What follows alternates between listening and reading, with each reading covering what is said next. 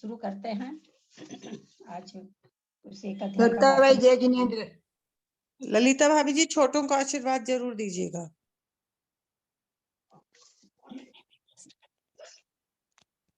शुरू कर रहे हैं। सरस्वती नमस्तुभ्यं। ललिता क्या है? पहले करिए आशीर्वाद दीजिए। मेरी बात सुनते ही नहीं, रोज की आदत में डाल लीजिए आप, हम लोग को बहुत बल मिलता है भाभी जी, प्लीज। चलिए अभी तो शुरू कर रहे हैं।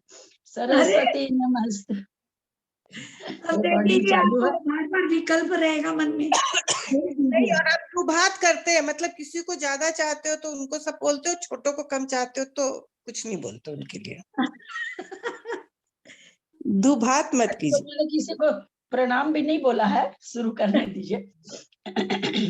सरस्वती नमस्तुभ्यं वरदे कामरूपिणी विद्यारंभं करिष्यामि सिद्धिर्भवतु मे सदा। द्वादशांग जिनवानी माता की जय। तत्वार्थ सूत्र ग्रंथराज की जय। उमा स्वामी आचार्य की जय। सर्वार्थ सिद्धि ग्रंथराज की जय। पूज्यपाद आचार्य की जय। फूलचंद शास्त्री जी की जय। अढ़ाई दीप में विराजमान सभी आचार्य उपाध्याय सर्व साधु के चरणों में नमोस्तु नमोस्तु नमोस्तु। सभी आरिका माता जी के चरणों में वंदामी वंदामी वंदामी। सभी छुल्लक के लक के चरणों में इच्छामी इच्छामी इच्छामी। सभी प्रतिमाधारी के चरणों में, ग्रुप में विराजमान अंजना जी के चरणों में वंदना वंदना वंदना। ग्रुप में विराजमान पूज्य बाबू जी, नेमीचंद भाई साहब, उमराव भाभी और भी जो भी बड़े लोग हैं, सबसे सादर चरण स्पर्श। सभी से सादर जय जिनेंद्र। जो मेरे उम्र में मेरी छोटी बहना है, मेरी बेटी की उम्र के हैं, बहुत से लोग छोटी उम्र के हैं उसमें, उन सबको आशीर्वाद, उनका अच्छे सब खूब बढ़े, उनको बहुत अच्छी तरह से तत्वार सूत्र आ जाए। ठीक है, खूब खुश आप लोग। अच्छा लगा। खुशी हुई है आज। प्रणाम दीदी, प्रणाम। अच्छा लगा। आज तो मजा आ गया। चलिए, वो कल बात हो रही थी कि तीसरा अध्याय, स्टार्टिंग में नहीं सुना तो उसका तो सारा आनंद ही वो हो गया। तीसरा अध्याय का। सबका पढ़ाओ। हाँ बाबूजी। शिवोत्सम तो सबका पढ़ाओ, हम लोग भी शिवोत्सम वाला बिताने वाला में है ना। बाबूजी अब क्या बोलूं, आप बता दीजिएगा कल। ये लोग इतनी बुरी तरह पीछे पड़ गए, क्या करूं मैं। तीसरे अध्याय का वाचन कर रहे हैं, पूरे अध्याय का। कल ग्रुप में लोग बोल रहे थे कि पूरे अध्याय का वाचन कर दीजिए एक बार। रत्न शर्करा बालुका पंक धूम तमो महातमः प्रभा भूमियो घनाम्भु वाताकाश प्रतिष्ठा सप्ताधोध। मैं थोड़ा सा धीरे धीरे कर रही हूँ ताकि पकड़ में आप लोग को आए। तासु त्रिंशत पंचविंशति पंचदश दश त्रि पंचनैक नरक षट्सहस्राणि पंचचैव यथाक्रमम्।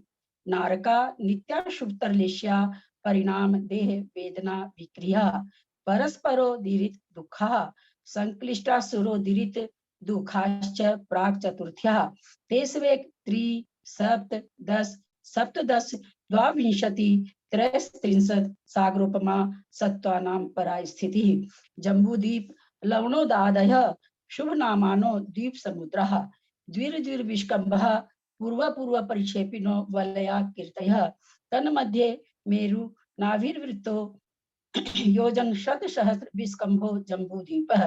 भरत हैमवत हरिविदेह रम्यक हैरण्यवतैरावत वर्षः क्षेत्राणि तद विभाजिनः पूर्वा परायता हिमवन महाहिमवन निषद नील रुक्मी शिखरिणो वर्षधर पर्वतः हेमार्जुन तपनीय वैडूर्य रजत हेममयः मणि विचित्र पार्श्वा उपरि मूले चतुल्य विस्तारः पद्म महापद्म तिंगिंच केशरी महापुंडरिक पुंडरिका हृदास तेषा मुपरि प्रथमो योजन सहस्रयामस तदर्थ विस्कंभो हृदय 10 योजना अवगाह तन्मध्ये योजनम पुष्करम तद द्विग्न द्विग्ना हृदय पुष्कराणि च तन्निवासिन्यो देव्यः श्रीहरिधृति कीर्ति बुद्धि लक्ष्म्य पल्लोपमिस्थितः स सामानिक परिषत्कः। गंगा सिंधु रोहित रोहितास्या हरिद धरिद कांता सीता सीतोदा नारी नरकांता सुवर्ण रूपकुला रक्ता रक्तोदः सरितस्तन मध्यगः द्वैर द्वयोः पूर्वः पूर्वगः शेषास्त्वपरगः चतुर्दश नदी सहस्र परिवृता गंगा सिंधवादयो नद्यः भरतः षड्विंशति पंचयोजन शत विस्तारः षट् चैकोन विंशति भागा योजनस्य तद द्विग्न द्विग्न विस्तारा वर्षधर वर्षा विदेहांतः उत्तरा दक्षिण तुल्यः भरतैरावत्योर वृद्धिर्हासौ षट् सम्याभ्या मूत सर्पिण्य व सर्पणीभ्यां ताभ्या मपरा भूमियो अवस्थिता एक द्वि त्रि पल्योपम स्थितयो हैमवतक हारिवर्षक दैव कुर्वकः तथोत्तरः विदेहिषु संख्येय कालः भरतस्य विस्कंभो जम्बूद्वीपस्य 90 शतभागः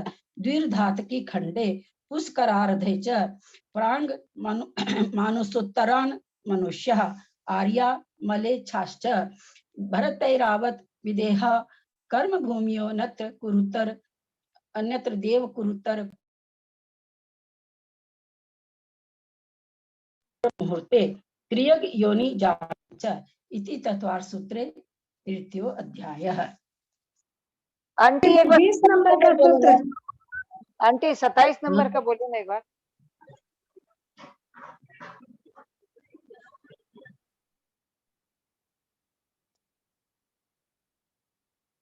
भरतैरावत्योर है ना, भरत हम इसको तोड़ तोड़ के बोल देते हैं ताकि समझ में आ जाए।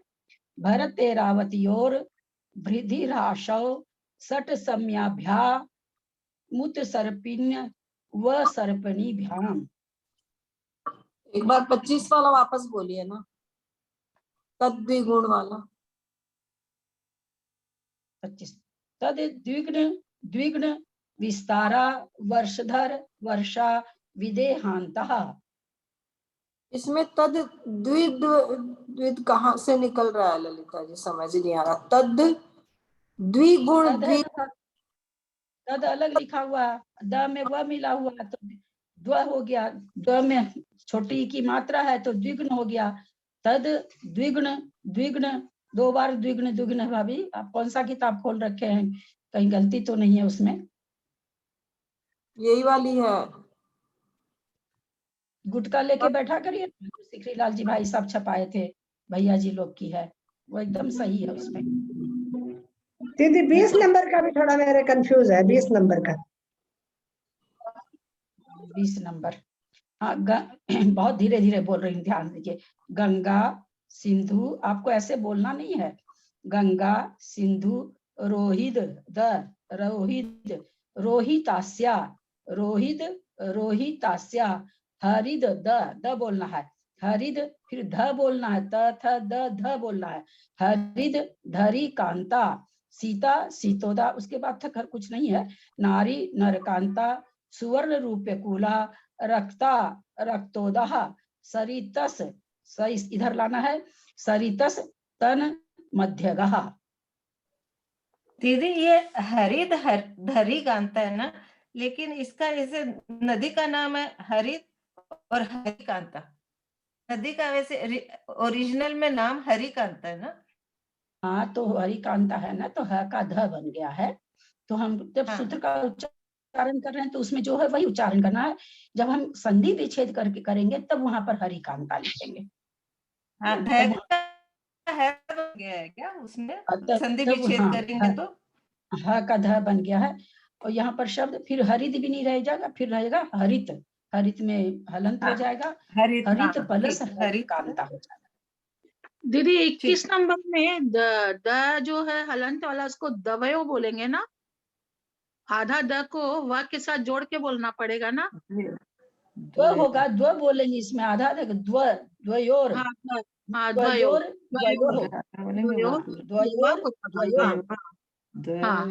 द्वयोर। ठीक है। और दीदी एक बार 30 के ऊपर वाला वैसे नंबर तो 26 दिया हुआ है, वैसे उल्टा पुल्टा नंबर है। एक द्वि त्रिपल्यो पम, मैं इधर आएगा कि इधर आएगा? मैं स्थितियों आएगा कि पम स्थितियों? पल्यो पम हम तोड़ तोड़ के पढ़ रहे हैं, वैसे तोड़ के आप लोग को नहीं पढ़ना, केवल समझने के लिए। एक द्वि त्रि पल्लोपम पल्लोपम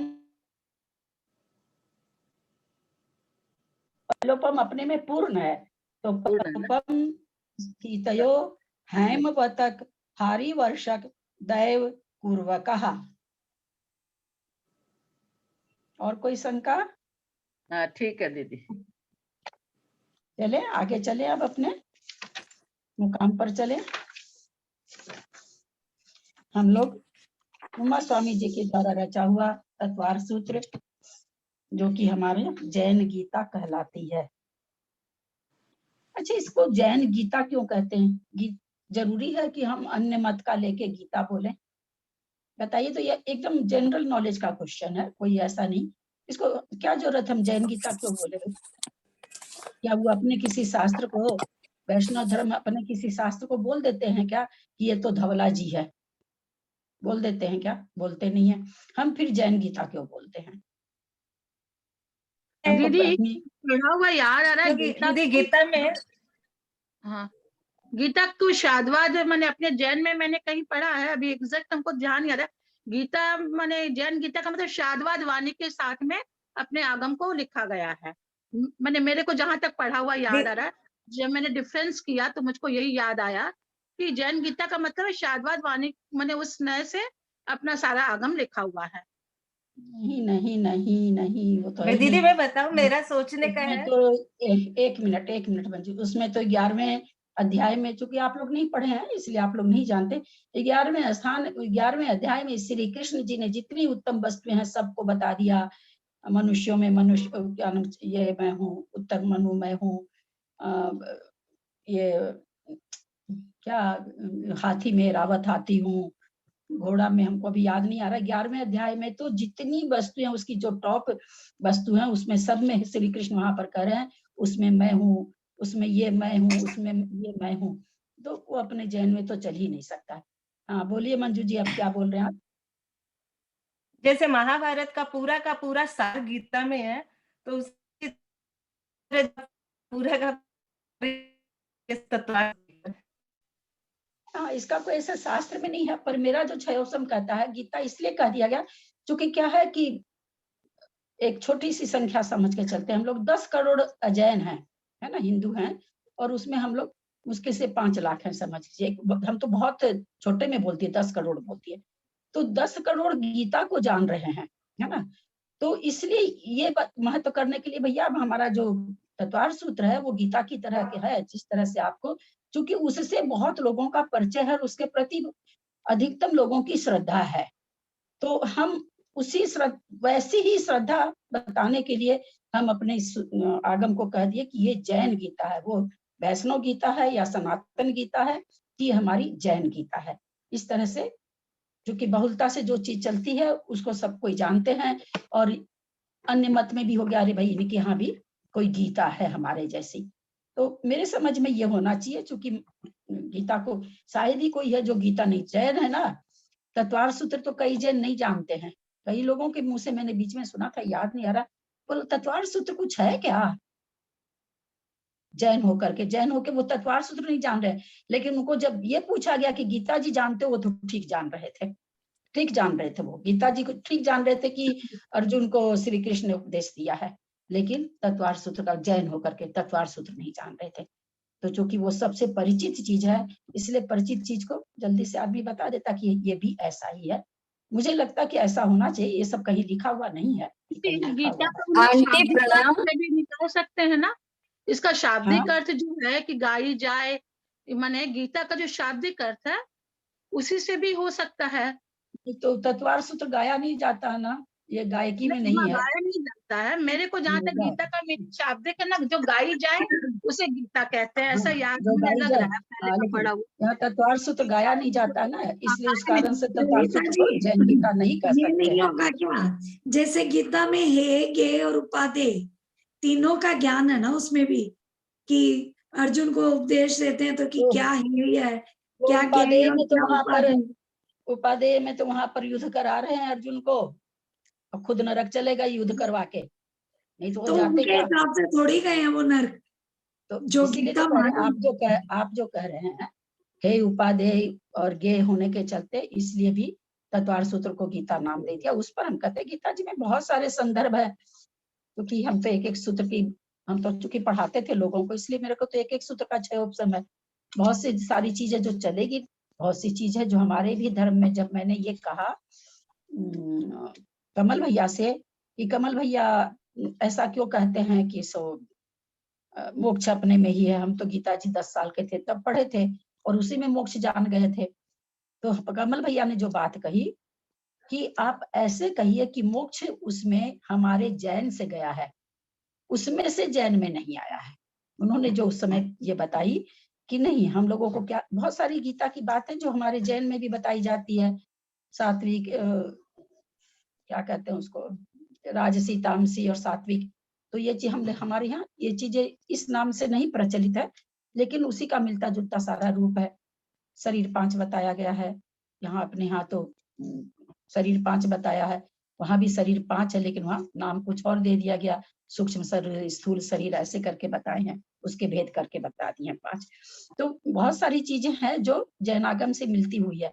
तो मैंने उस समय कमल भैया से ये कहा था कि कमल भैया गीता जी में ये लिखा है, वैसा ही तो जैन धर्म में है। मैंने ये कहा था कि गीता जी में ये आया और वही जैन धर्म में। तो भैया तुरंत हमको समझाए, आप ऐसे नहीं बोलिए, कम से कम आप तो नहीं बोलिए, आप ऐसे बोलिए जो जैन धर्म में है वो गीता जी में भी कहा है। मैं बोले भैया मैं पहले गीता पढ़ी हूँ, तो मेरे मुंह से तो यही निकलेगा कि जो गीता में वो जैन में है। बोले कम से कम 2-3 घंटा उस दिन पंकज भैया से नहीं, कमल भैया से रात को उतरे थे। पवन भैया तो चले गए थे अपने रूम में, मतलब सब उसमें, और ये हमने कहलाया कि मैं तो अभी 2 घंटा हूँ, फिर मैं तो जा रही हूँ। तो फिर कमल भैया अपने सामायिक छोड़ करके आ गए थे मेरे पास। चलते हैं हम लोग। प्रणाम दीदी। आज भी एक इसी तरह का बात हुआ था, तो मेरी सिस्टर ने कहा कि जो योग है, योग दर्शन वगैरह जो है, तो पतंजलि योग है और 5-6 जन का उन्होंने नाम लिया कि इन्होंने योग को बताया है। तो मैंने उनको यही कहा कि आप जैन होकर के अपने जैन धर्म का प्रचार नहीं करके उन लोगों को कह रहे हो कि उन्होंने इस चीज को बताया है। आप ऐसे कहो कि जैन में तो उन्होंने बताया और उनके द्वारा अब इधर इन लोगों ने इसका ज्यादा प्रचार किया है ना, ऐसे सही कहा ना मैंने उनको?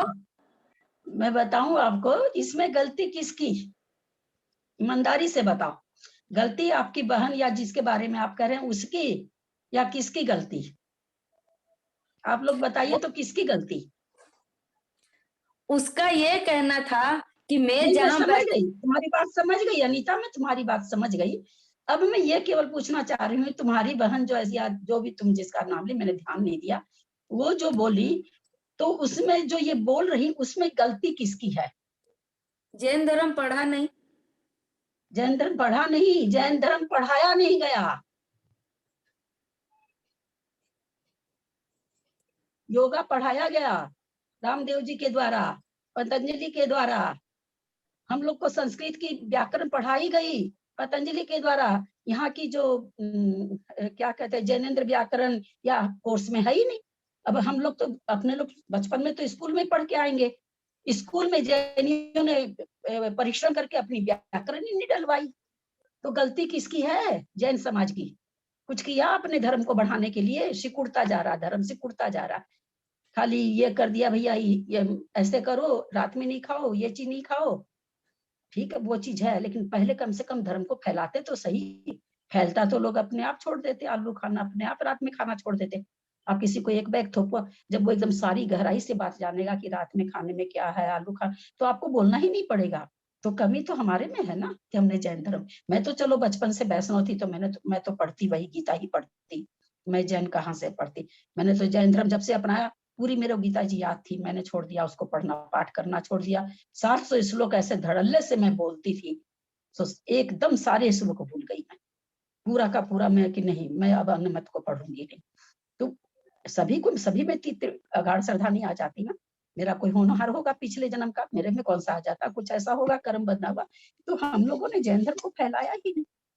अभी भी कहाँ है, अभी भी देखो ना आप, वो जो कौन है वो, देखा ना वो कांजीपंथी वगैरह, देखो कैसे छोटे छोटे बच्चों के लिए करते हैं वो लोग, किस तरह से स्वाध्याय की परिपाटी चला रहे हैं। नन्हे नन्हे बच्चे खाली आत्मा की बात करते हैं।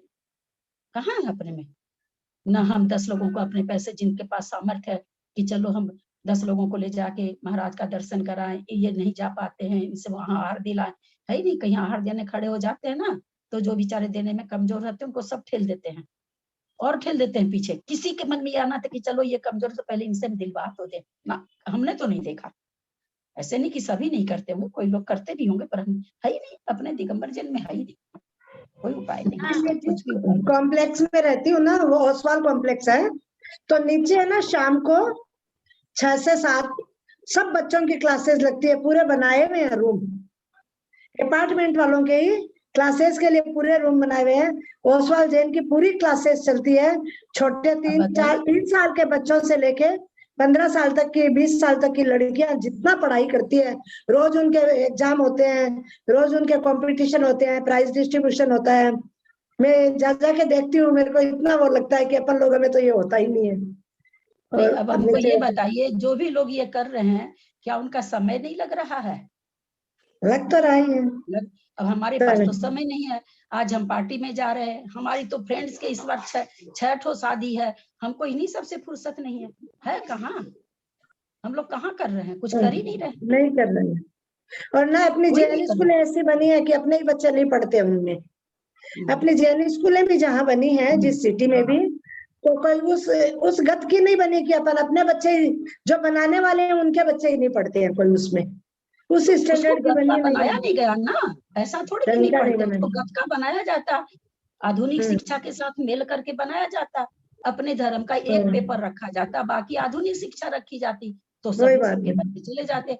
अब 10 पेपर उसमें है, 9 पेपर आप जैन धर्म का बना दिए, न किसी का मन लगता है। एक तो थोड़ा तो उदासीन धर्म तो ये है ही है, और एक पेपर कोई दे दिए, उसमें दे दिए, तो ऐसे थोड़ी स्कूल चलेगा, क्योंकि सबको तो अपने बच्चों को पेट भरना सिखाना है ना। और उस 9 सब्जेक्ट को पढ़ के पेट तो भरने से रहा, पंडिताई तो करने से रहे बच्चे। तो वही चीज है कि हम सारी कमजोरी तो हम लोग की स्वयं की, हम लोग कोई भी नहीं कर रहे, कोई सब हम लोग एक सही है, कोई भी नहीं कर रहा। जितना प्रयास होना चाहिए वो नहीं हो रहा, तो दिगंबर जन घटते जा रहे हैं ना, घटते ही जा रहे हैं दिन पर दिन। चलिए अपने चलते हैं, अपनी दिशा की हम लोग चलते हैं। तो हम लोग का 4था अध्याय चल रहा है। 4थे अध्याय में उर्दू लोक का वर्णन है, मतलब बखूबी उर्दू लोक का है। वैसे तो भवंतरिक का भी है, वो तो उर्दू लोक में नहीं कहलाते हैं, पर देव से दिमाग में उर्दू लोक आता, क्योंकि बहुलता से ऊपर ही है इसलिए। वैसे सबसे ज्यादा बहुलता से अगर काउंटिंग करेंगे, तो काउंटिंग में तो ज्योतिष देव सबसे ज्यादा है। बहुलता का मतलब बहुत सारे विमान ऊपर पाए जाते हैं,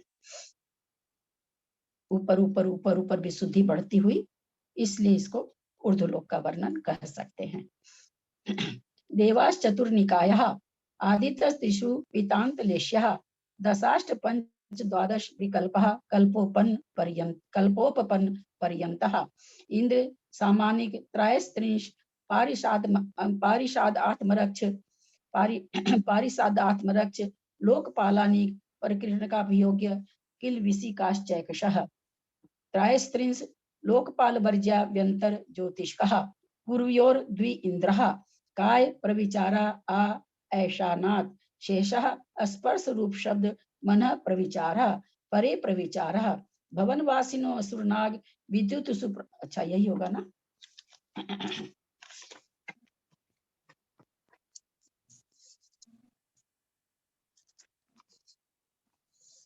भवनवासिनो असुर नाग विद्युत, ये भी हो गया था, हो गया था क्या? नहीं दीदी, नहीं हुआ 10 नंबर। भवनवासिनो असुर नाग विद्युत सुपर्णा अग्नि वात यहाँ पर वातस नहीं होगा, क्योंकि अस्तनित नाम के देव हैं, इसलिए स का उच्चारण आगे ही होगा। वात अस्तनितो दधि दिव्य दिक कुमारः भवनवासिनो असुर नाग विद्युत सुपर्णाग्नि वात अस्तिनितो दधि दिक कुमारः अस्नितो दधि दिक कुमारः भवनवासिनो असुर नाग विद्युत सुपर्णाग्नि वात अस्तनितो दधि दीप दिक कुमारः। भवनवासी देव क्या कह रहे हैं? 10 प्रकार के बताए थे, तो उनका नाम बता रहे हैं। भवनवासिनो, भवनवासी, नो का विसर्ग हो जाएगा और खंडाकार का अ हो जाएगा।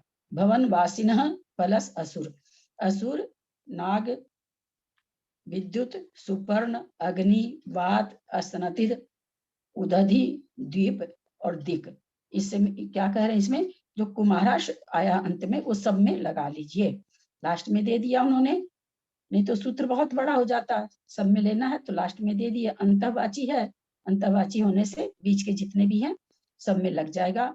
असुर कुमार, नाग कुमार, विद्युत कुमार, सुपर्ण कुमार, अग्नि कुमार, वात कुमार, स्तनित कुमार, उदधि कुमार, दीप कुमार, दिक कुमार। इस तरह से इसमें ये वातस तो बोलेंगे, साथ में देख क्या होगा, तकलीफ गलत होगा। वातस नहीं तो नहीं, वात कुमार, वायु कुमार, स्तनित होगा बाबूजी। तो एक साथ बोल दे हम उच्चारण में, वातस हाँ। ऋतो, वातस ऋतो एक साथ बोल दिए। भवन वासिनो असुर नाग, विद्युत, सुपर्णा, अग्नि, वात, स्तनितो एकदम अलग बोला जाएगा बाबूजी, क्योंकि अलग नाम है वो। अलग वहाँ रुकना चाहिए, वहाँ रुकना चाहिए। हाँ, बिल्कुल। हाँ, मतलब रुकना चाहिए की बात नहीं, लेकिन आप वातस्तनितो नहीं बोल सकते हैं। अच्छा ठीक। जब आप दोनों को मिला के बोलेंगे ना तो क्या उच्चारण हो जाएगा, वातस्तनितो हो जाएगा उच्चारण। तो इसलिए वहां पर थोड़ा सा वात अस्तिनितो, क्योंकि वो पूरा यहाँ पर त और वो दोनों ये होने से, संयुक्त अक्षर होने से वात पर जोड़ भी पड़ना चाहिए। वात की मात्रा डबल हो जाती है, संयुक्त अक्षर के पहले वाले अक्षर की मात्रा डबल हो जाती है। तो वात में तो वैसे भी मात्रा डबल हो गई, तो वहां पर अगर उसको जोर दे के नहीं बोलेंगे तो वो भी गलत हो जाएगा, क्योंकि संयुक्त अक्षर के पहले वाला अक्षर की लघु मात्रा रहती है, वो गुरु हो जाती है। तो इसलिए वात अस्तनितो दधीति कुमारा ऐसे उच्चारण होगा। ठीक। मैं तो बाबूजी व्याकरण से बताती हूँ, अब मुझे नहीं पता है कि आज मैंने पंकज भैया से शाम को 1 घंटा बात की है इसी व्याकरण के लेके। कहीं पर आया कुछ तो बोले भैया ये तो उल्लंघन हो रहा है, व्याकरण तो ये गलत हो रहा है उच्चारण, तो व्याकरण के हिसाब से उच्चारण ऐसा होना चाहिए, जीवकांड जी की गाथा है। मैंने बोला मैं कि अगर हम व्याकरण के हिसाब से चलते हैं तो छंद गलत हो रहा है, क्योंकि 12 मात्रा नहीं आ रही है, 11 मात्रा हो जाती है, तो छंद गलत होता है। और अगर हम छंद सही करते हैं तो व्याकरण गलत होती है। क्या करें भैया इसमें? बोला इसमें कुछ नहीं कर सकते। मैं कि फिर गलती कैसे आचार्यों के द्वारा? ये जब सुविधि सागर जी जब पढ़ा रहे थे, जो लोग सुनते हैं उनको याद होगा। अब नाम तो मुझे पूरी तरह से याद नहीं है, कौन से आचार्य के लिए कहे कि वो लिखे वो कहीं पर है ना, धवला जी का 4थी पुस्तक पढ़ा रहे थे, तो बहुत सारी चीजें उसमें ऐसे आ रही थी जो व्याकरण से थोड़ी ठीक नहीं बैठ रही थी। तो किसी आचार्य मतलब किन्हीं का कहना था, बोल रहे थे, वो नाम भी बताए थे कि वीरसेन आचार्य को ग्रामर का ज्ञान नहीं था। तो फिर वहां पर ही आया कि जब वीरसेन की प्रशस्ति लिखी जा रही है तो उसमें ये कहा जा रहा है कि वीरसेन आचार्य को ग्रामर का बहुत ज्ञान था। तो उस पर इतना मतलब वहां पर सुविधि सागर जी ने भी बहुत अच्छी तरह से उस समय बताया। तो फिर इसका जवाब कैसे निकालें? अगर हम अपने क्षयोपम से निकालें तो बहुत सारी चीजें है ना, क्या कहेंगे उसको, परंपरा से चलती आई, और कहाँ कौन सी वाणी स्खलित हो गई, कौन सी वाणी हट गई और कौन सा अक्षर जुड़ गया, ये कहीं नहीं जा सकती। तो अब हमारे सामने है, हम उसी को पढ़ेंगे। छंद भंग वहां पर कर नहीं सकते हैं, क्योंकि आर्या छंद है, आर्या छंद को आर्या छंद में ही पढ़ना पड़ेगा। तो फिर नेचुरली अपवाद रूप से ये चीज मान ली जाएगी कि भाई अपवाद में ऐसा भी होता है कि जब किसी वर्ण में, किसी व्यंजन में उत्तर पद का स्वर मिला होता है, उसके बाद भी उत्तर पद में उच्चारण नहीं होके पूर्व पद में हो जाता है, जो कि नहीं होना चाहिए। लेकिन अगर करते हैं तो वर्ण छंद भंग होता है, और छंद भंग होने से उच्चारण नहीं ठीक हो पाता है। तो बस वही है कि अब कोई पढ़ने वाला ग्रामर को लेके सही पढ़ सकता है, छंद भंग कर देगा। कोई छंद बढ़िया से पढ़ लेगा तो ग्रामर एक चीज तो वहां पर होगी ही। बोला इसका कोई, क्योंकि इतने हाथों से होती हुई आई है ना, बोला कि कोई खास बात नहीं है इतनी सी। आज शाम को बाबूजी बहुत देर बात हुई पंकज भैया से, केवल इसी व्याकरण पर ही। ठीक। दीदी 1 मिनट, मैं ये पूछ रही थी दीदी कि जब ये सूत्र बोलेंगे अपन तो असुर निकाल के नहीं बोलेंगे ना, अभी वहाँ खंडाकार ही लगाए तो सुर ही बोलना पड़ेगा ना, जैसे भवन कहीं भी नहीं बोला गया है असुर लगा के। तो ऐसे ऐसे खंडाकार वाले सूत्र तो कई आ गए अपने ना, तत्व सबसे पहले हाँ, अध्याय में आ गए। इसीलिए तो बहुप्रत्युर देव क्या है, मेरे को अभी सूत्र नहीं आता। वहां भी देव नारका नाम, इसलिए लगाते नहीं, यहाँ भी भवन वासिनो सुर नाग विद्युत है ना, भवन वासिनो सुर नाग विद्युत। हाँ ललिता जी, आप जैसे बोल रहे हैं कि वात और स्तनित को अलग करना है, तो विद्युत सुपर्णाग्नि या भवन वासिन असुर ये भी तो साथ में आए हैं दो दो, तो ये वात स्तनित दधि बोलने में क्या अपने को वो फर्क है? ऐसे पूछने में फर्क है, इसलिए फर्क है। जहाँ आप कह रहे हैं ना असुर नाग विद्युत, विद्युत के बाद सु है, तो वहां पर त ऐसा नहीं है कि त पर कोई जोड़ देना है ना, वो वैसे भी आधा ही है, और आगे भी उसका कोई संयुक्त अक्षर नहीं आ रहा है कि उसकी मात्रा बढ़ जाए। पहले उसके पास तो मात्रा ही नहीं है, वो तो स्वरहीन शब्द है, तो इसलिए वहां पर अगर हम विद्युत ऐसे जोर से बोलेंगे तो त पूरा हो जाएगा, तो गलत हो जाएगा, है ना। यहाँ पर क्या हो रहा है, वात अस्तनी, तो स और त संयुक्त अक्षर होने से त पर जोर आना चाहिए। तो त पर जोर आने के लिए हमको त बढ़िया से बोलेंगे तब तो जोर आएगा। अब बहती गंगा में हाथ धो लेंगे तो कैसे होगा, है ना। तो इसलिए यहाँ पर वात के पास थोड़ा सा जोर लगेगा। ठीक, बहुत अच्छा लगता है, शंका जरूर उठाया करिए। हम तो तीनों ही क्लास में खूब शंका उठाइए, जी भर भर के, कोई उत्तर दे नहीं दे, आप लोग तो शंका उठाते रहिए। चलिए संस्कृत पढ़िए, कौन पढ़ेंगे? भवनेषु वसन्तिन्ते वंशिला भवन वासिनः आदि निकाय सेयम सामान्य संज्ञा असुरादयो विशेष संज्ञा विशिष्ट नाम कर्मोदया पादित वृत्तयः सर्वेषां देवानां वस्थित वयः स्वभावत्वेऽपि वेशभूषायुध यान वाहन क्रीडनादि कुमार वदेशाभा। ये तो बताइए दीदी एक बार इसका तोड़। वेशभूषायुध कैसे होगा? वेशभूषायुध यान वाहन क्रीडनादि कुमार वदेशामा भासत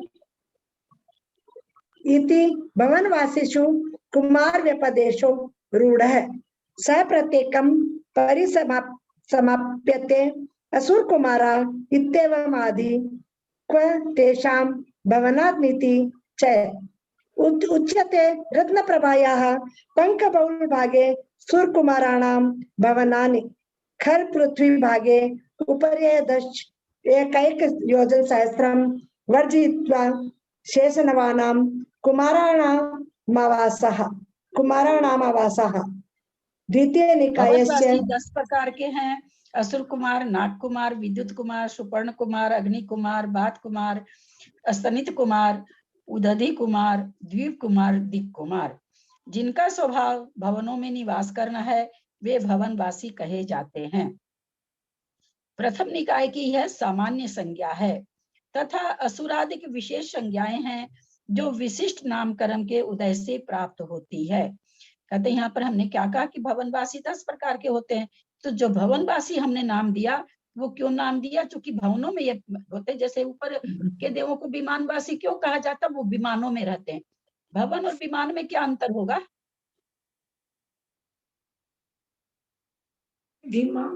भवन नीचे होते हैं, विमान ऊपर होते हैं। भवन तो नीचे होते हैं और विमान ऊपर होते हैं। तो सबको ही मालूम है विमान ऊपर है, भवन नीचे है, ये तो कोई बात नहीं बताया।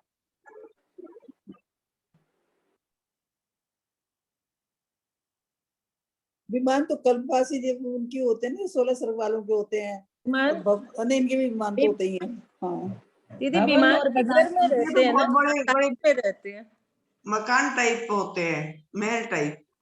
नहीं, जो विमान है वो परिक्रमा करते रहते हैं। भवन और विमान में क्या अंतर है? इनको विमानवासी कह देते, उनको भवनवासी कह देते, कुछ अंतर है तब तो। वे उर्दू लोक में है, ये मंजू जी आप जयपुर, तो हमको लग रहा आप थोड़ा, आपका इशारे से मेरे को लग रहा था जैसे आप सही बता रहे हैं, बताइए आप। तो विमान तो अधर में होते हैं, विमान की शेप में है। हाँ। और वो भवन है धरातल पे से, ये धरती के आधार से है, इसलिए भवन है। भवन कहाँ बनते हैं? पृथ्वी पर बनते हैं। और विमान कहाँ उड़ता है? आकाश में उड़ता है।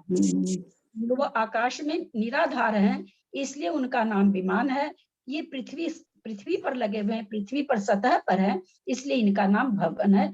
जैसे हम लोग भवन में रहते हैं ना, बहुत जगह भवन नाम लिखा रहता है, सत्संग भवन है ना, ऋषभनाथ भवन लिखा रहता है ना, तो सब पृथ्वी पर बने रहते हैं।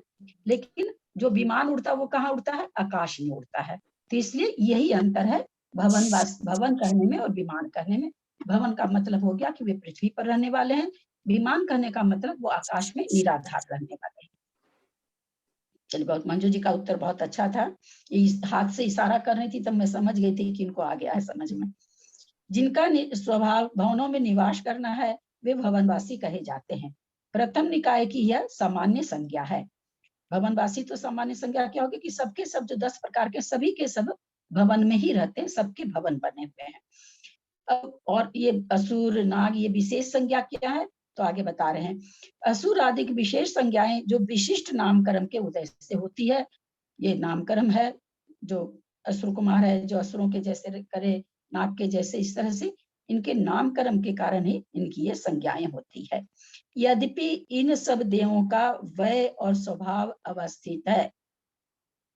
क्या मतलब हुआ? ये हमेशा कुमार ही रहते, कुमार यौवन अवस्था में। वय मतलब अवस्था तो हो गई कुमार अवस्था, वय मतलब हो गई कि एकदम मतलब स्वभाव भी उनका किशोरों जैसा होता है, तो हमेशा वो 16 बरस के ही बने रहते हैं। तो भी इनके वेशभूषा, शस्त्र, यान, वाहन, क्रीड़ा आदि कुमारों के समान होती है। इसलिए सब भवनवासियों को कुमार शब्द रूढ़ है। यह कुमार शब्द प्रत्येक के साथ जोड़ लेना चाहिए। यथा असुर कुमार, शंका इनके भवन कहाँ हैं? रत्न प्रभा के पंख बहुल भाग में असुर कुमारों के भवन हैं। खर पृथ्वी भाग में ऊपर और नीचे 1,000 योजन छोड़कर शेष 9 प्रकार के कुमारों के भवन है। हम लोग सब जान ही रहे हैं, इसमें तो कोई ये नहीं है। दीदी वय से यहाँ क्या लेंगे? वय लिखा है, उम्र लेंगे क्या? हाँ उम्र, यहाँ अर्थ उम्र ही होता है, मुझे लगा कुछ अलग। यहाँ सासाधन सम्यक दृष्टि त्रियंच या मनुष्य मरकर भवनवासी में जन्म ले सकता है कि नहीं, पहली बात।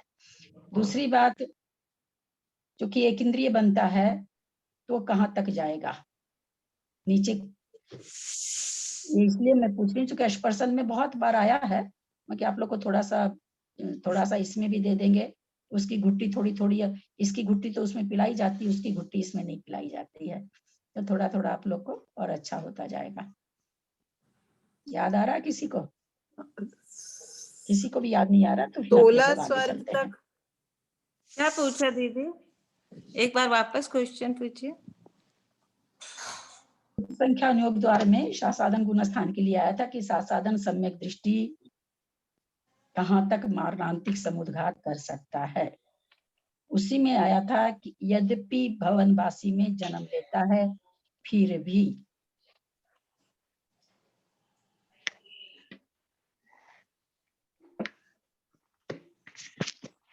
क्या भवनवासी में जन्म लेता फिर भी क्या? वो स्पर्श बताना है कि फिर उसको पर प्रत्यय से देह ऊपर ले जाता है और वो वहां से स्पर्श करता है, ऐसे पूछ रहे हैं क्या? नहीं, यहाँ पर हम तो केवल हम क्या पूछना चाह रहे हैं कि भवन कोई त्रियंच देव है, आप क्या नाम है सो मनुष्य में भी घटा सकते हैं, क्योंकि 2400 उसका भी 2400 स्थान खुले हुए हैं। सासाधन गुण स्थान के साथ है, सासाधन गुण स्थान के साथ है। एक इंद्रिय जन्म सकता बन सकता है, तो कहाँ तक मारणांतिक समुद्घात करेगा?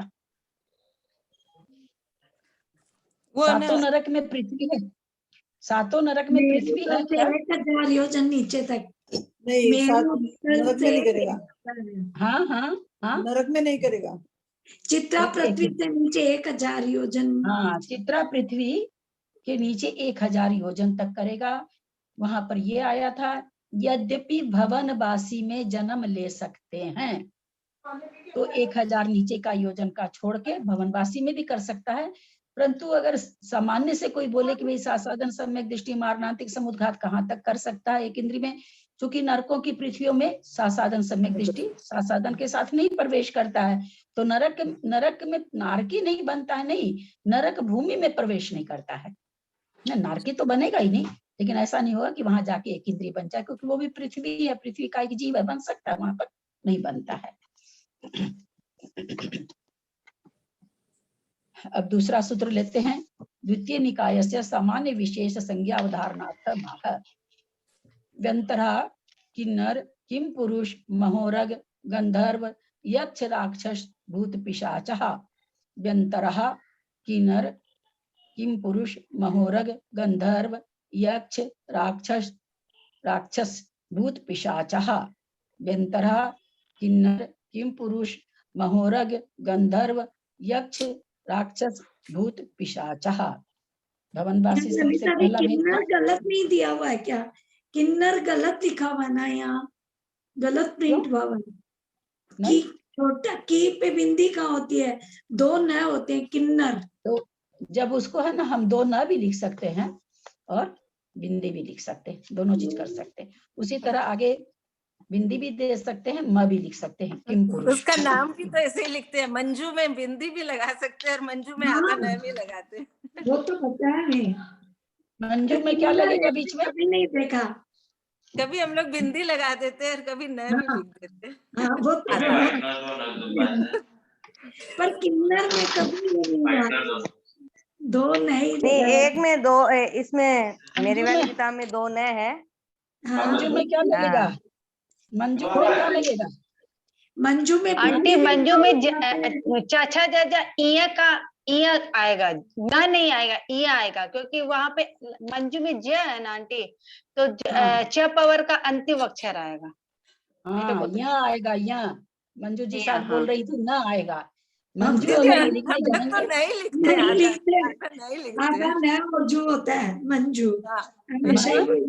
जू मंजू है ना, क्योंकि चवर्ग का ज है, इसलिए चवर्ग का ही अंतिम अक्षर आएगा। बहुत सुंदर उत्तर प्रीति का।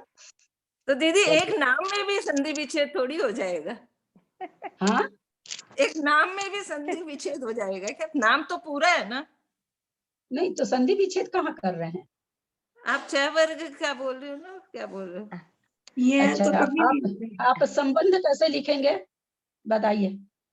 मैंने तो सबसे बढ़िया उदाहरण हिंदी कोर्स में, इससे बढ़िया उदाहरण हम लोग को शिक्षक लोग बताते थे कि अगर सबसे बढ़िया उदाहरण जो एक ही शब्द में दो तरह की चीज आ जाती है। संबंध कैसे आंटी मैं बताऊं आंटी मैं? एक मिनट जिनको शंका हो बेटा उनको बताने दो, क्योंकि उनके समझ में नहीं आया ना। फिर तुम बता दोगे तुमको तो शंका खड़ी रह जाएगी ना। शायद हमको लगता है मंजू जैन मतलब पाटनी, मंजू पाटनी को शंका हुई है, उन्हीं को बताने दो। मैं बोल रही हूँ तो कि हम लोग का जैसे मंजू का दो हो गया, तो मतलब दोनों का अर्थ आएगा क्या अलग अलग? नहीं, अलग क्यों लाएंगे, हम उसको दो थोड़ी कर रहे हैं। मान लिया हम माँ के ऊपर बिनती नहीं देखे, हम मंजू ऐसे लिखे, तो यहाँ लिख करके लिख देंगे, वहां संधि विच्छेद कहाँ है? संधि विच्छेद नहीं, जैसे आप छह वर्ग बोले ना, क्या मंजू जय वर्ग वहां पर एक मिनट, हाँ क्यों बोले कि आप तो कह देंगे कि माँ न आधा न और जू, तो आधा न नहीं होगा वहां पर। ये कहना चाह रहे हैं कि क्यों नहीं होगा, क्योंकि चवर्ग का ज है, इसलिए चवर्ग का अंतिम अक्षर होगा। संबंध का तो अंतिम अक्षर है। एक मिनट सुने, होना तो अंतिम अक्षर है, चाहे कवर्ग का हो, चाहे चवर्ग का हो, चाहे तवर्ग का हो, चाहे पवर्ग का हो, कोई भी अंतिम अक्षर होना है। अब कौन सा होना चाहिए? तो जो उसके बाद जिस वर्ग का अक्षर रहता, हमेशा इस समय तब होना था, पता नहीं किसका था, बाहर चले जाते हैं और हमेशा खूब जोर आवाज से आता, पता नहीं किसका था, डेली स्पाम का आता लगता है। तो जिस वर्ग का अक्षर बाद में है उसी का अंतिम अक्षर होगा। तो यहाँ ज क्या है? चवर्ग का अंतिम अक्षर है, तो वो अनुस्वार अगर हम नीचे लिखते हैं तो चवर्ग का अंतिम अक्षर बनेगा। जैसे संबंध में बिंदी दे दिए तो ठीक है, अगर कोई भी एक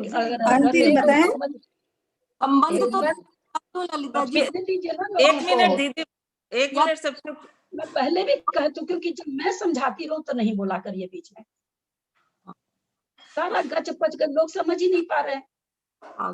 बोलते हैं ना, मेरे को बोल तो लेने दीजिए, मैं पूछूं क्वेश्चन करूं तब आप बोलिए ना।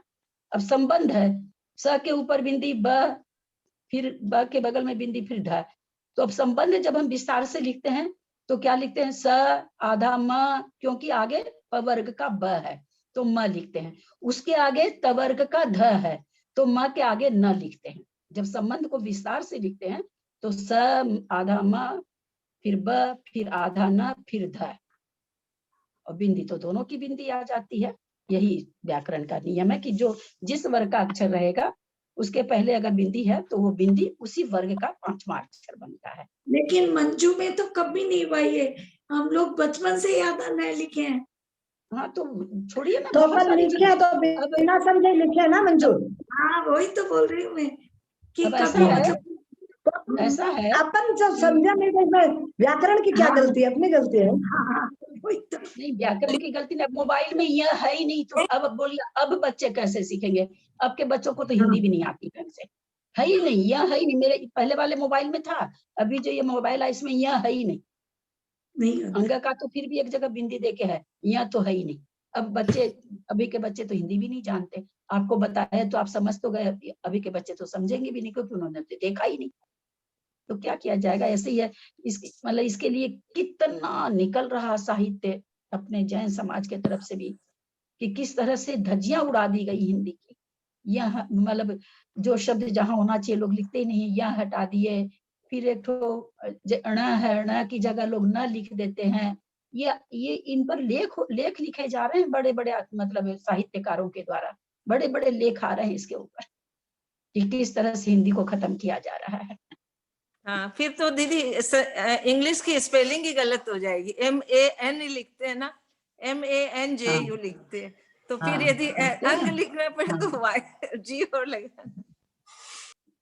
आपने जो बताया ललिता जी, 2 बिंदी तो ब के ऊपर लगेगी ना, आपने बगल में स की कैसे बताया? स पर बिंदी और ब पर बिंदी फिर ध, तो संबंध ठीक है। और वैसे लिखते हैं, तो आपने बोला स के ब के बगल में बिंदी, ऐसा कुछ बोला। जो वो बिंदी तो लिखने, अब हम लोग जैसे हम लोग तो लिखते हैं संबंध ऐसे लिखते हैं, स और ब के ऊपर बीच में लिखते हैं, और ब और ध के बीच में लिखते हैं हम लोग बिंदी। अब आप लोग किसी अक्षर पर लिखते होंगे, हम लोग दोनों अक्षर के बीच में लिखते हैं, दो यह लिखते हैं। हाँ हाँ बोलिए भाभी।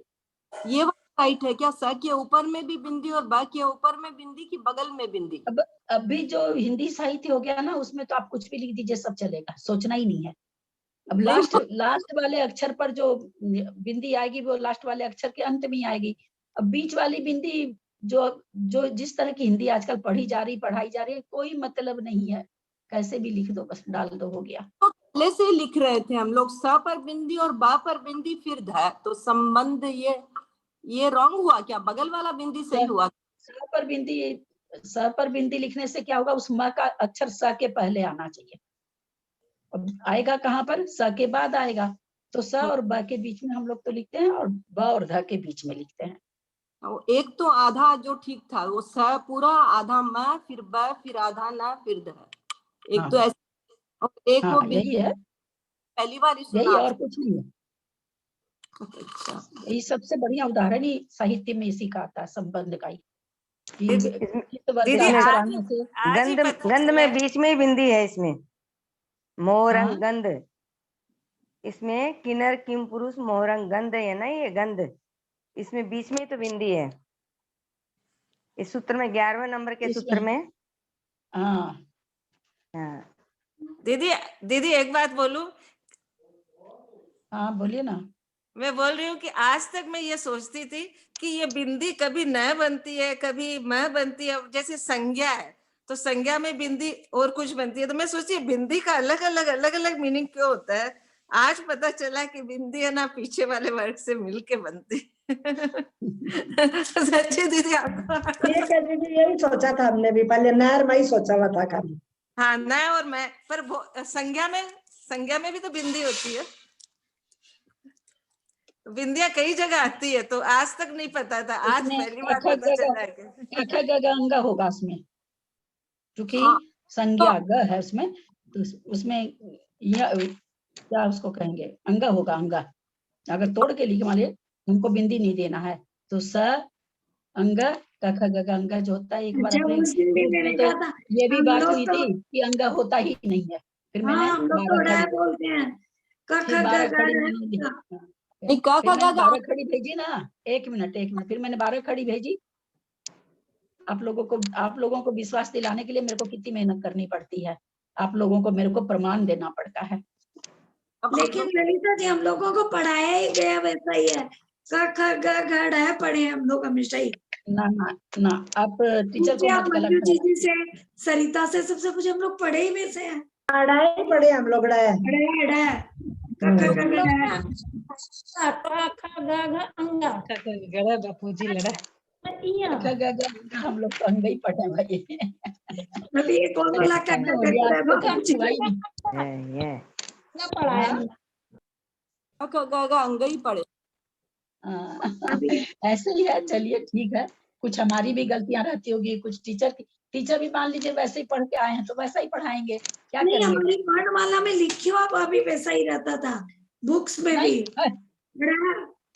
हम लोगों की आज सच तक में एक बुक नहीं देखी ऐसी। अपन तो अपन पढ़ाई हम लोग गलत कैसे सीखते हैं हम। अभी मेरे राजा पोता जी पोती जी आप बताओ। हाँ अढ़ाई पढ़ा हुआ है, अभी पोता पोती की बुक में नहीं है, जो एकदम नई अभी बुक है उसमें नहीं तो है। अब नहीं आ रहा, पहले तो डा ही होता था हम लोग के, हमारी बुक में हमेशा ही रहता।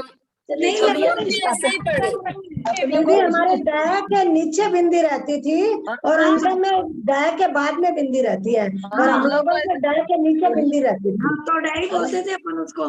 बोलते बच्चों ऐसे को भी ना, ऐसे ही पढ़ाया हमने। अढ़ाई के नीचे बिंदी हम पढ़ेंगे हिंदी। अपन ये भी बोलते भी थे ऐसे, अढ़ाई के नीचे बिंदी हम पढ़ेंगे हिंदी। अब छोड़िए इस चर्चा को, छोड़िए, जो था सो था। अपने को सीखने मिल रहा, अपने सही सीख ले, काम खत्म, अपना अपना लोटा छानते जाओ। एक प्रणाम आंटी, एक जैसे आ रहा है देवों का, तो ये देवों में भी बिंदी आ रही है, तो इसमें तो न म है न है, ये क्या हुआ फिर, बिंदी तो आया। हाँ तो सबका थोड़ी आता है, सबका ही थोड़ी कुछ बनेगा।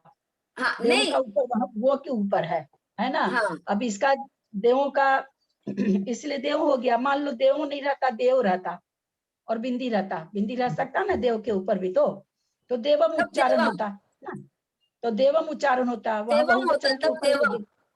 हाँ देवम होता, म में हलंत आ जाता।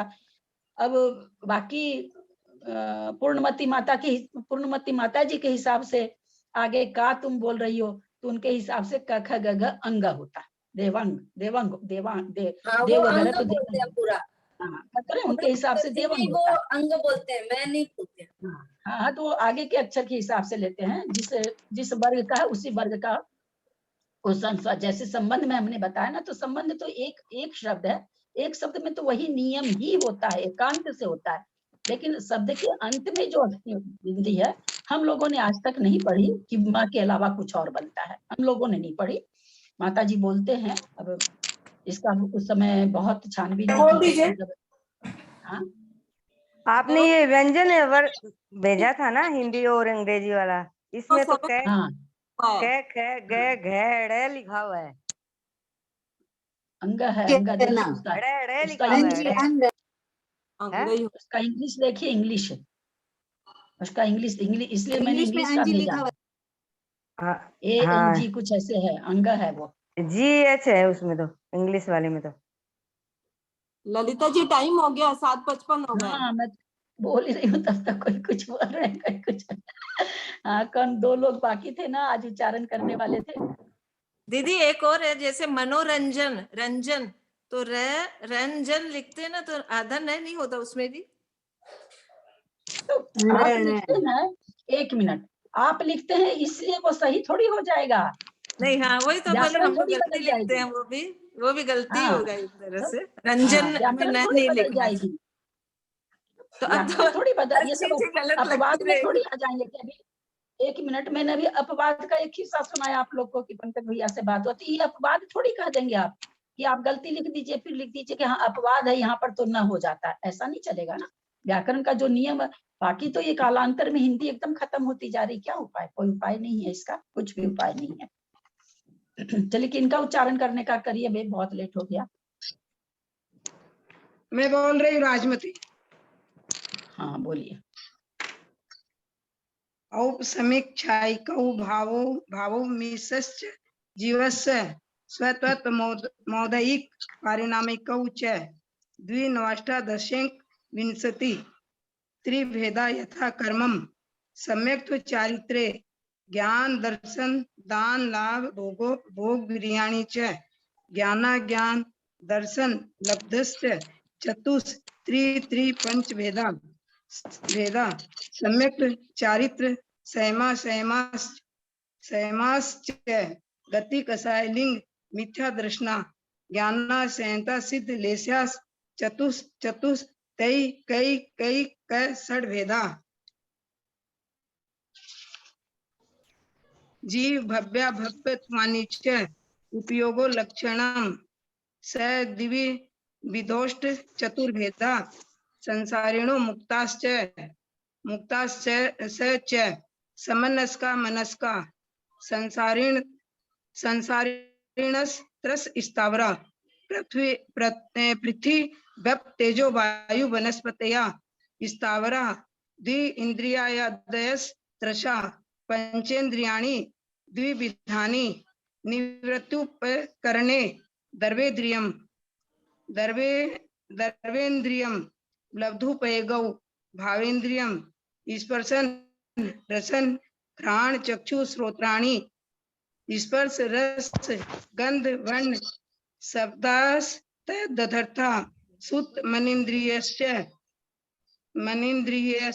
वनस्पत्यन्तानामेकं कृमि पिपीलिका भ्रमर मनुष्यादीना मयि कैक हृदानि संगिना समनस्का विग्रह गतौ कर्म योग अनुश्रेणी गति अविग्रह जीवस्य विग्रहवती च संसारिणा प्राग चतुर्भ्य एक समया विग्रह एकम दौ त्रीन वानाहारका समूर्छन गर्भोपपादा जन्म सचित शीत समृता सेत्रा मीसास चेकस धोनिया जरायु झांडज पोतानम गर्भ देवनारकाणा मुखपाद शेषाणम समूर्छनम औदारिक विक्री का हरक तेजस कार्मनानि शरीराणि परम सूक्ष्म पर्दे सत्तो संख्येय गुणम राग तेज सात अनंत गुणे परे अप्रतिघाते अनादि संबंधे च सर्वस्य तदादीनि भाज्यानि युग पदेकस मीना चतुर्भ्या निरूप भोग मन्यतेयम गर्भ समूर्छन जयमाधम औपाधिकम विक्रिकम लब्धि प्रत्ययम तेज समर्पी शुभम विशुद्ध मव्याघाती चाहारकम प्रमत संयतस एव नारक समूर्छिनो नपुंसकानि न देवा शेषास त्रिभेदा औपाधिक चरमोत्तम देहा संख्येय वर्षा युषो न प्रवत्या युषा इति तत्वार्थ में मोक्ष शास्त्र द्वितीय अध्याय। कितना भूल हुआ? थोड़ा सा अपना सुनिएगा। एक भूल तो एक तो यह है कि विसर्ग का उच्चारण नहीं किया। दूसरी भूल गर्भ समूर्छनज माध्यम, एक मंत्यम, इसको आप पता नहीं क्या बोली है, मत्यम या क्या बोली है, मन्यतम नहीं है, मंत्यम मंत्यम समूर्छन समूर्छनज गर्भ समूर्छनज माध्यम। अच्छा, गर्भ समूर्छन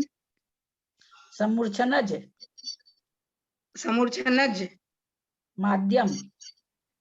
हाँ, गर्भ समूर्छनज माध्यम माध्यम नहीं माध्यम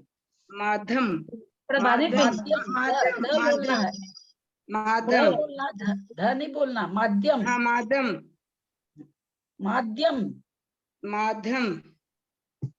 गर्भ समूर्छन बोलते हैं, गर्भ समूर्छन नज माध्यम। ठीक हुआ? माध्यम माध्यम माध्यम माध्यम माध्यम द माध्यम माध्यम माध्यम नहीं हुआ।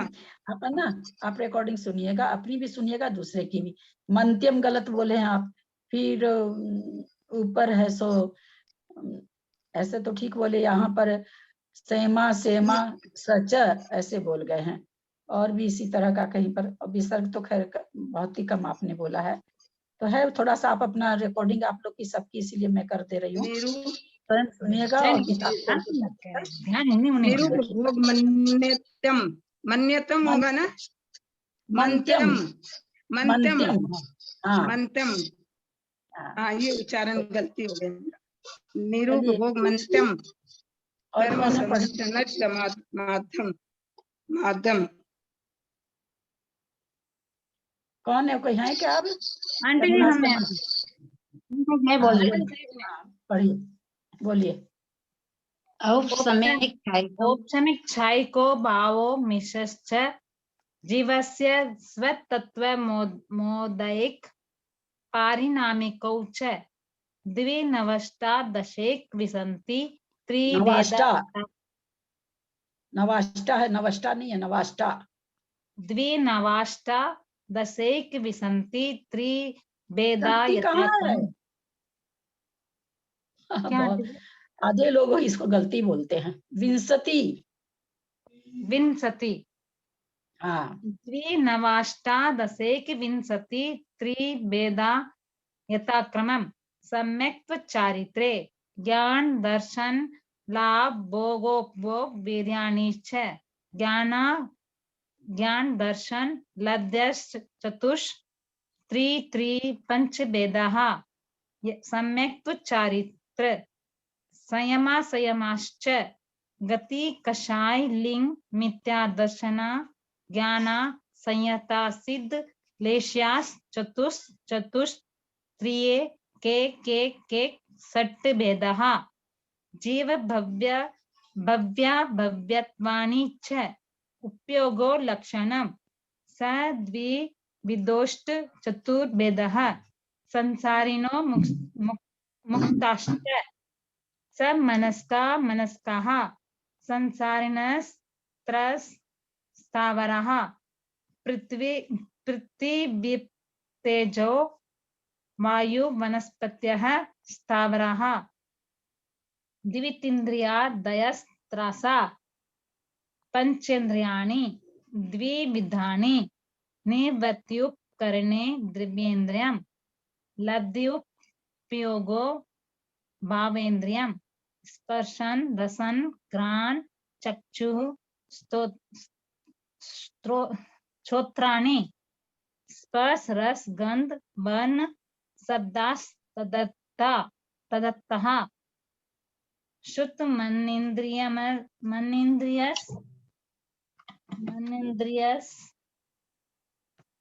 मनेन्द्रियस्य मनस्पत्यन्ता नामेकम् कृमि पिपीलिका भ्रमर मनुष्यादि नामेकैक वृत्तानि संगीन समनस्कः विग्रहगतौ कर्मयोगः अनुशेनि गतिः अविरहा जीवस्य विग्रहवती च संसारिणः प्राक् चतुर्भ्यः एक समया विग्रह एकं द्वौ त्रिन्वा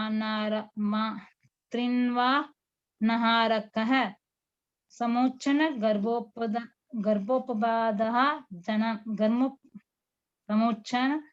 गर्भोपपादः जनम् सचित शीत संवृतः सेत्रा निक्षाश चकसैस् तद्योनः नय मिश्राश्चकसैस् तद्योनः जरायुजंडाज पोतानं गर्भ देव नारकानां मुक्पादः शेषाणां समुच्चनम् ओदारिक बेकरी कहारक तेजस कार्मनानि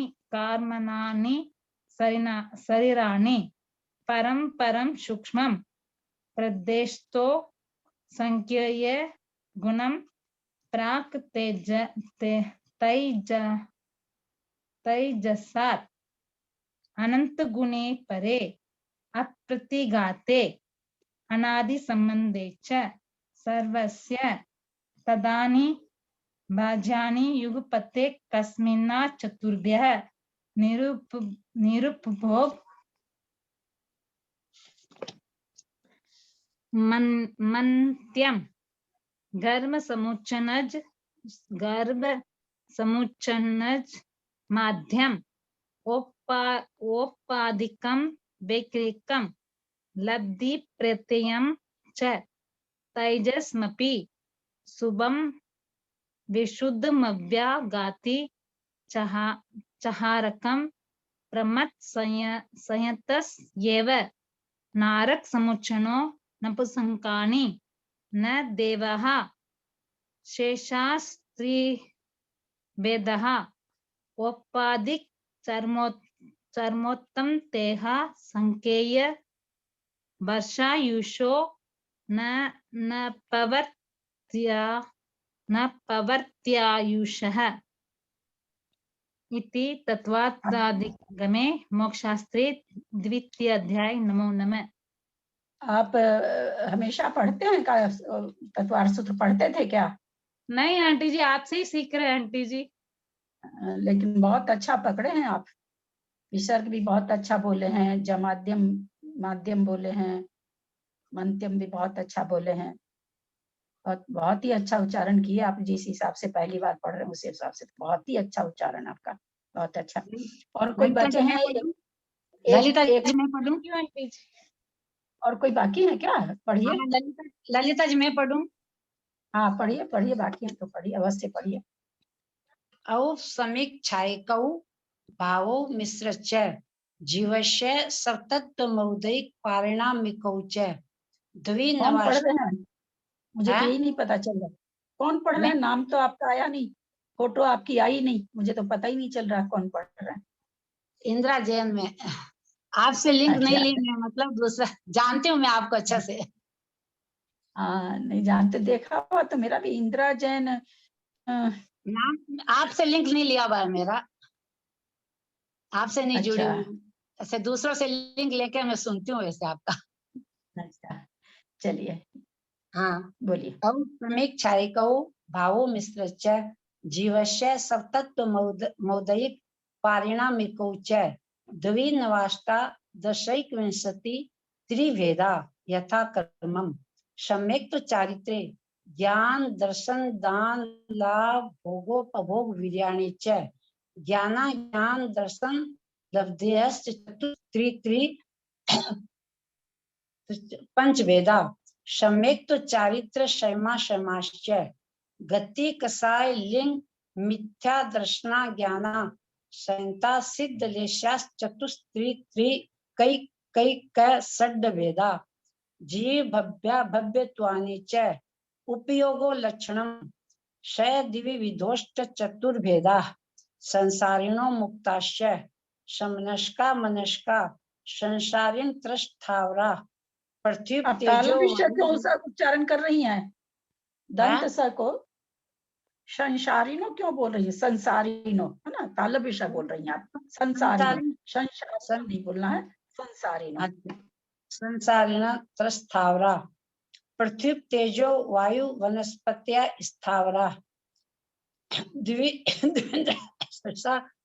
पंचेन्द्रियाणि द्विविधानि निरूतुपकरणे द्रव्येन्द्रियम लब्धु उपयोगो भावेन्द्रियम स्पर्शन रसन घ्राण चक्षु श्रोत्राणि स्पर्श रस गंध वर्ण शब्दास्तदर्था श्रुत मनेन्द्रियस्य वनस्पत्यंततानामेकं किर्मि पिपीलिका भ्रमर मनुष्यादीनां में कैक वरदानि संगिन समनस्का विग्रहगतो कर्मयोगः अनुश्रेणी गति अविग्रह जीवस्य विग्रहवती च संसारिण प्राप्त चतुर्भ्य एक समय विग्रह एकम दौ त्रिननारका समुच्छन गर्भोपपादा जन्म सचित शीत संवृता सेत्रा मिश्रा चैकस्तद्योनय जरायु जांडस पोतानाम गर्भ देव नारकाणामुपादय शेषाणाम समूर्छनम औदारिक वैकृक हारक तेजस कारणानि शरीराणि परम परम सूक्ष्मम प्रदेशतो संख्ये गुणम प्राप्तैसात् अनंत गुणे परे अप्रतिघाते अनादि संबंधे च सर्वस्य तदादीनि भाजानि युगपदे कस्मिना चतुर्भ्य निरुभोग मंत्यम गर्भ समूर्छन जमाद्यम औपादिकम वैक्रियकम लब्धि प्रत्ययम च तेजस्मपि शुभम विशुद्धमेवागाति चारकम परमत संतस्त्रीव नारक मोचनम न पुष्कानि न देवा शेषाद्रि वेदा औपादिक चरमोत्तम देहा शंखे वर्षा विषु न पवित्र विषय इति तत्वासूत्रे मोक्षांति द्वितीय अध्याय नमो नमः। ऐसे तो आपका अच्छा ही हुआ है, लेकिन थोड़ा सा विसर्ग का उच्चारण नहीं ठीक हुआ और कहीं कहीं हल्की हल्की सी गलती हुई है। थोड़ा सा आप अपना सुनिएगा, किताब खोल करके सामने रख के सुनिएगा तो आपका ठीक हो जाएगा। मैं बोलूं? अच्छा विनीता बोलो बोलो बोलो, लेट तो बहुत हो गई। नाम ही नहीं देते हो यार, अपना बोलने में तुम लोग नाम नहीं देते हो क्या स्टूडेंट ग्रुप में? औपस्मिक छायकौ भावौ मिश्रश्च जीवस्य सतत मौदयिक पारिणामिकौ च दिव नवाष्टादशैक विंशति त्रिवेदा यथा क्रमम् सम्यक् चारित्रे ज्ञान दर्शन दान लाभ भोगोपभोग वीर्याणि च ज्ञानाज्ञान दर्शन लब्धश्चतुस्त्री त्रिपंच भेदा सम्यक् चारित्र संयम संयमश्च गति कसाय लिंग मिथ्या दर्शना ज्ञाना संहिता सिद्ध लेशाश्चतुश्चतुस्त्रयी कई कई कैक षड्भेदा जीव भव्या भव्यत्वानि च उपयोगो लक्षणम स द्विविधो अष्ट चतुर्भेदः संसारिणो मुक्ताश्च स मनस्का मनस्कः संसारिणस्त्रस्तावरः पृथ्व्यप्तेजो वायु वनस्पतिः स्थावरः द्वि इंद्रियादयस्त्रसः पंचेन्द्रियाणि द्विविधानि निर्वत्युपकरणे द्रव्येन्द्रियम् लब्ध्युपयोगो भावेन्द्रियम् स्पर्शन रसन घ्राण चक्षु श्रोत्राणि स्पर्श रस गंध वर्ण शब्दास्तदर्था श्रुत मन इंद्रियस्य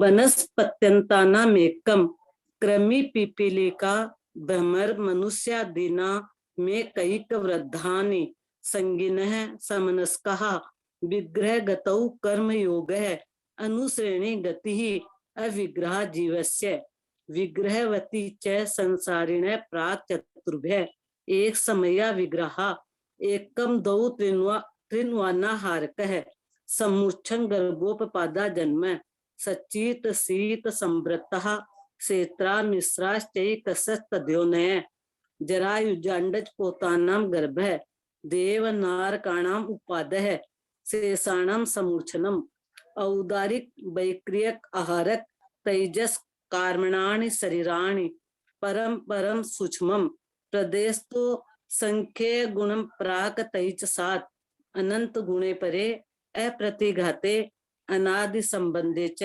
सर्वस्य तदादीनि भाज्यानि युगपदे कस्मिन्ना चतुर्भ्यः निरुपभोगमन्त्यं गर्भ समुच्छन ज माध्यम औपादिकम वैक्रियकम लब्धि प्रत्ययम च तैजसमपि शुभम विशुद्धम व्याघाति चाहरकम प्रमत्त संयत सैव नारक समूर्छिनो नपुष्कानि न देवः शेषास्त्रि वेदा औपादिक चरमोत्तम देहा असंख्य वर्षायुषोन पवर्त्यायुष इति तत्वादिगे द्वितीयोध्याय नमो नमः।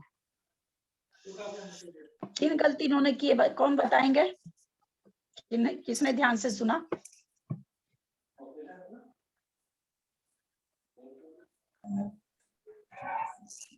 बताइए रजनी जी। एक तो इन्होंने गर्भज नहीं बोला, वो यहाँ पे जो है श्लोक नंबर, एक सेकेंड, गर्भ समूर्छनज नहीं बोला था इन्होंने गर्भ समूर्छन या माध्यम बोला, माध्यम बोला था। ठीक है, बहुत बहुत अच्छी बात, बहुत बहुत बहुमान आपका। और वो गलती और बोली। हाँ, और इन्होंने बोली थी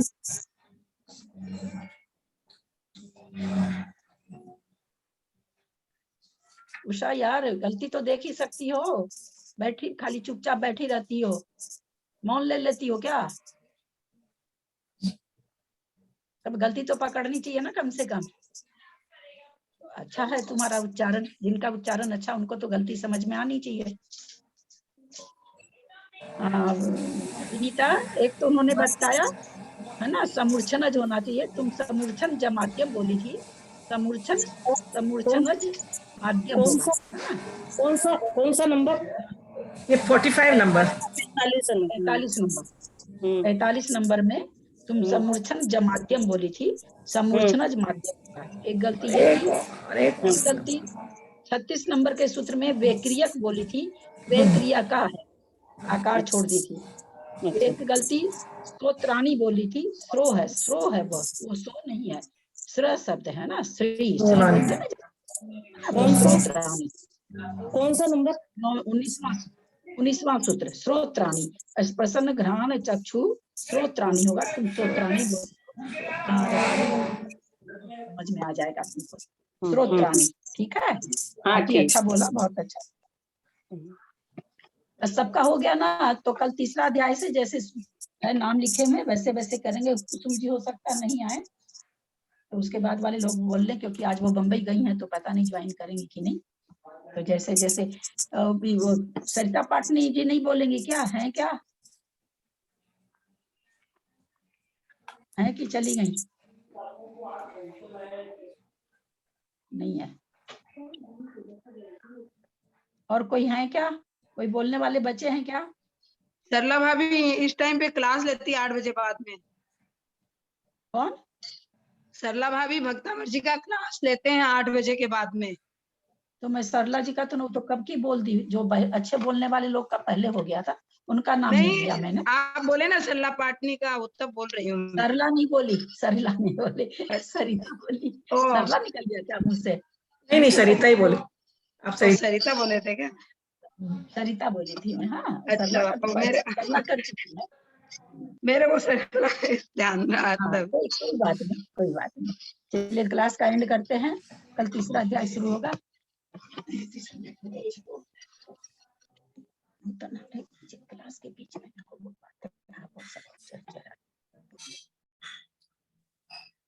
जिनवानी स्तुति करें।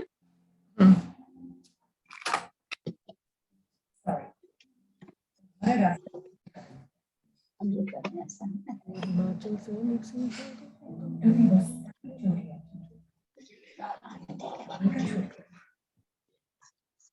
क्या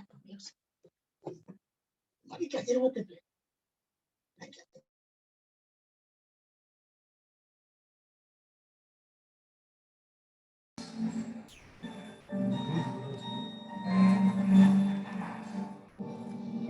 मात्रा पदवाक्यहीनं मया प्रमादादि किंचनोक्तं तन्मे क्षमित्वा विदधातु देवी सरस्वती केवल बोधलक्ष्मी।